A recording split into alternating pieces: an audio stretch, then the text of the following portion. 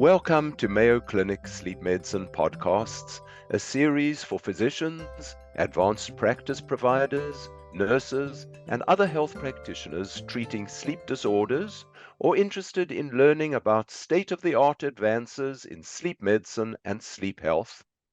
I'm your host, Dr. Michael Silber. And I'm your co-host, Dr. Maitri Juna. We are both consultants at the Center for Sleep Medicine at the Mayo Clinic in Rochester, Minnesota. 15 to 20% of US workers do shift work, either night shift or rotating shifts. It's long been known that shift work is harmful to health, with profound effects on workers' sleep, alertness, and physical well-being. How can sleep medicine providers optimize sleep and wakefulness for those who do shift work? To help answer this question, my guest today is Dr. Robert Auger, Associate Professor of Psychiatry and a board-certified specialist at Mayo Clinic in Rochester, Minnesota. Rob, thank you for coming on today. Let's start off with a business which needs to provide services round the clock and does this by rotating workers through different shifts. If you were asked as sort of an expert to advise the business on designing optimal shifts, what would you suggest? In which direction should workers rotate, and how long ideally should they stay in one shift before changing? Yeah. Well, I think as far as the direction they should rotate should definitely be clockwise. They should gradually delay the time in which they're working. So starting with morning and then going to the evening and then the overnight shift. And there's at least one study by Seisler that shows that that's the most readily adaptable for rotating shift work. As far as length of time, I think that the first two shifts are I think one is pretty readily able to adapt. So I would say maybe 5 days first shift, 2 days off, 5 days second shift, 2 days off. There's actually NIH guidelines for rotating shift for the overnight shift, which recommends no more than 3 nights of overnight shifts in the rotating setting, and then with a minimum of 3 days off. So quite rapid rotation. From your experience, how often is this ideal rotation in place? My own experience just working with shift workers, even if that's not their predominant problem for which they're seeing me in the sleep center, that seems to be very unusual. I see such randomness, shifts moving in any direction, variable durations. Regrettably, that seems to include healthcare workers doing shift work who you would think that healthcare institutions would know better. Yeah, my experience is the same.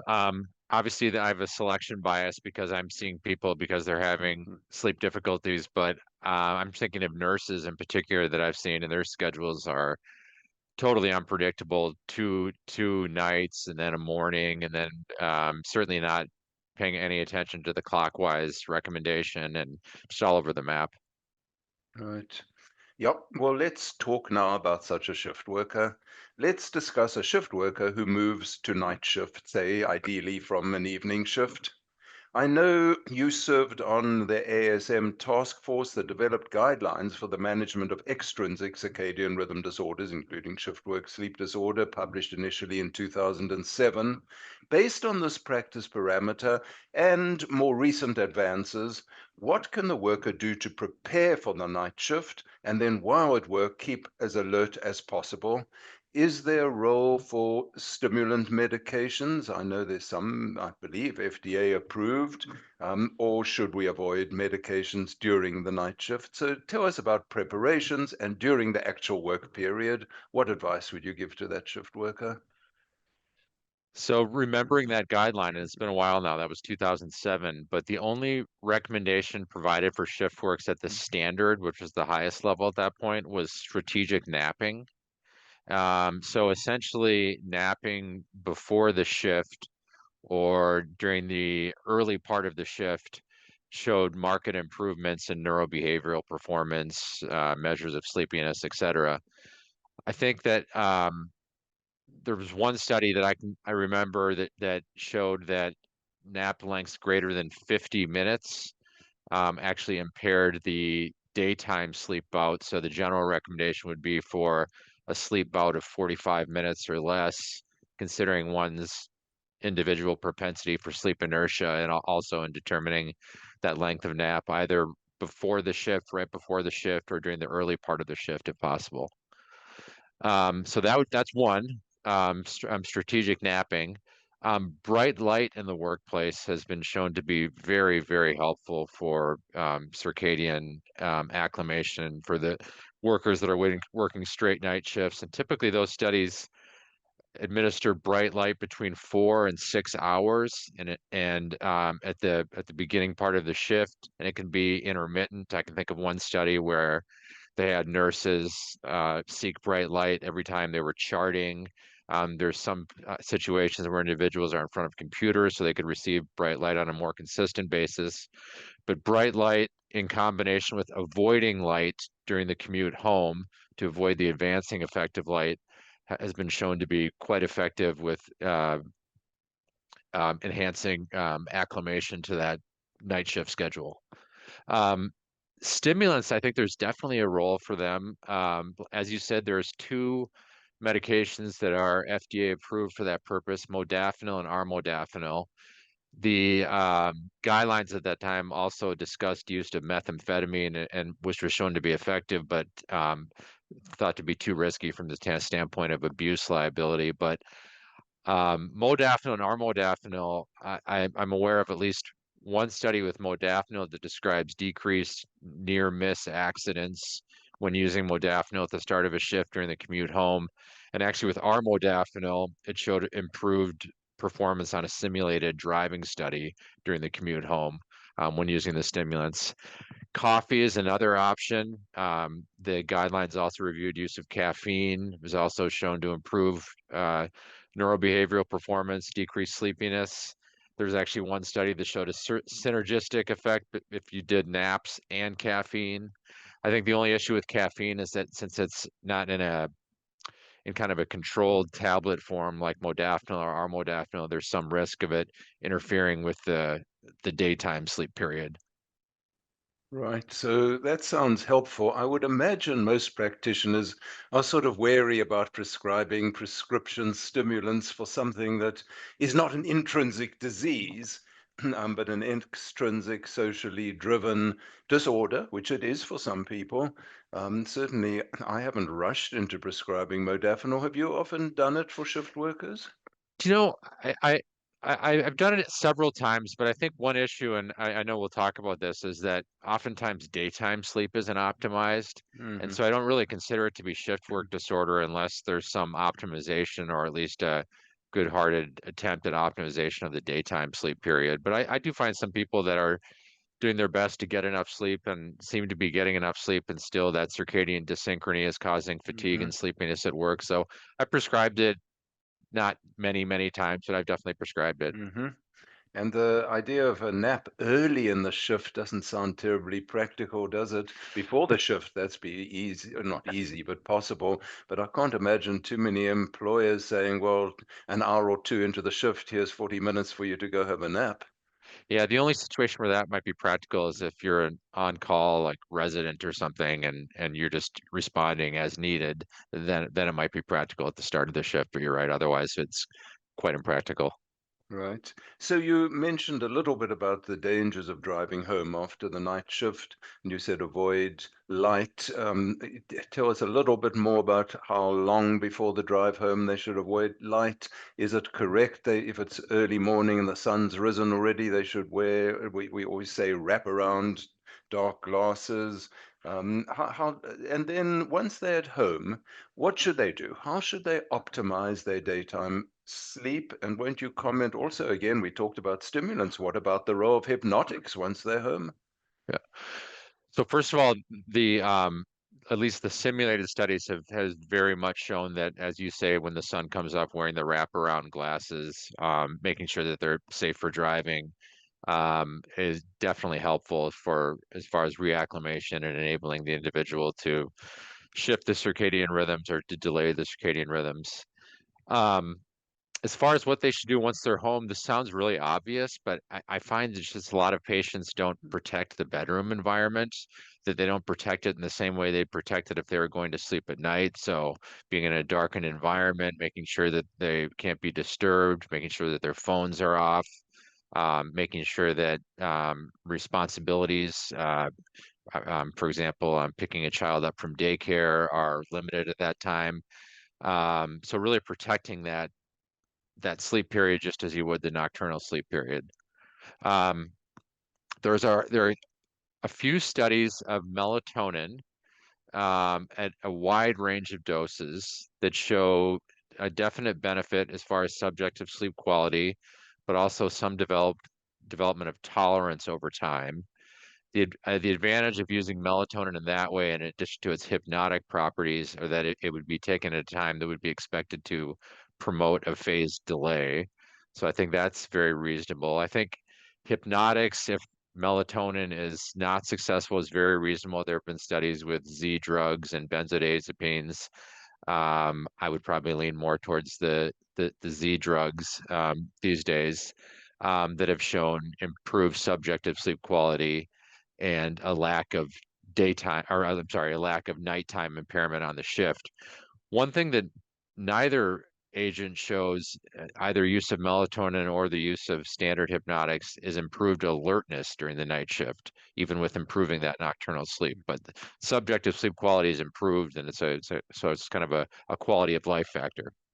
Right. And I think even with addressing everything, night workers still don't get adequate duration or depth Right. of sleep during the day. So whatever you do, it's still really a problem for many of them. Yeah. So let's move now to a night shift worker who's not rotating, but doing full night shift, or every 5 days or nights, I should say, 4 or 5 nights, they have 2, 3 days off. What should they do? Now, you might think theoretically they should maintain their schedule. They're on night, their circadian rhythm presumably over time is adapted to the night shift. But that's hardly practical. What do you advise on the days off? Yeah, so I agree. The best thing to do would be to maintain that night shift schedule, but it's really limits family time and patients don't want to do that. There was a study done, and I use this recommendation on occasions when I see shift workers. There was a study done at Rush University. It was a simulated shift work study where they had adopted something called a compromise sleep phase position. And what they did is the individual had 3 night shifts and then slept during the day. I think that their allowed sleep period was from 8:30 a.m. to 4:30 p.m. after working from 11 p.m. to 7 a.m. or something like that. And then on the night after their third shift, they slept during the day as they usually did. But then on their subsequent nights off, they sort of continued to avoid light during daytime hours, but slept at a schedule that was in between a conventional schedule and the nighttime schedule, so that the time they were allowed to sleep was between 3 p.m. and 12 p.m. And with the pattern of avoiding light and receiving bright light and avoiding light on the commute home during the workplace, they showed that the individuals with that partial circadian reentrainment had neurobehavioral performance and sleep parameter values that were akin to those that were completely shifted. Hmm. So I think that's a good recommendation to give to people. If they're sleeping from 3 p.m. to 12 p.m., they still have some time for family time, to attend appointments, things like that. So it's called a compromise sleep phase position, and I've recommended that pretty frequently. Oh, that's interesting. Yeah, that's certainly a possibility. Now, we sometimes have patients who ask for a certificate to say they should not do rotating shift work for health reasons. Let's not get into what the reasons might be. I mean, somebody's got narcolepsy, for instance, it wouldn't really be good for them to do shift work. There are various reasons, but let's just assume that you think it's reasonable. How do you address this question of certification of the sort?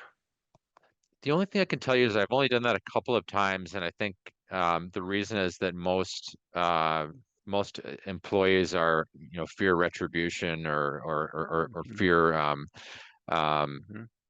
some kind of disciplinary action if they ask for a change in shift. But the time that I have done it, I've just described that the individual has shift work sleep disorder. I provide an ICD code. I say that they've optimized daytime sleep. So I've done it on maybe 1 or 2 occasions, and then just ask the individual, "Would you like me to send this to your supervisor?" And I did so. Right. Something I've learned to do, I don't know if it's done that often over the years for all certificates where some sort of limitation is being asked, whether it's shift work or some other limitation on work, is I always send the letter to the patient within an open envelope and say, read what I wrote. If you're comfortable with it, take it to your employer or HR department, because I've always been concerned that if I send it directly and things go wrong, exactly as you've described, the person gets fired, they're disciplined, they're biased against. Sometimes they may say that it's the way you worded it. So that's the way I've always done it. It's your responsibility. Read it and see you're comfortable with it. Yeah, that sounds like probably a better practice than what I've done, but I've done it on so few occasions that I haven't really developed a standard yet. But that sounds like yours is much more cautious and prudent, I think, than mine. Right, it's just the way I've done it. The other thing is, which certainly I don't think either of us are experts on, is the ADA, the Americans with Disability Act, and patients who are asking for it should be sure that they understand what it does promise and what it doesn't promise.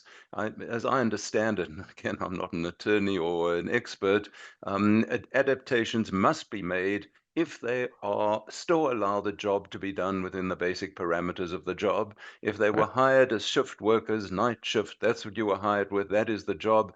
I don't know to what extent they can say that they can keep the same job if they can't do that, but that would have to be sorted out by lawyers and HR personnel. But it's not Agreed. the amount of limitations that an employer is forced to make or have got limitations. Yeah, agreed. Well, Rob, thank you for sharing your expertise with a very difficult and challenging situation affecting so many people. Are there any final messages you'd like to leave with our listeners?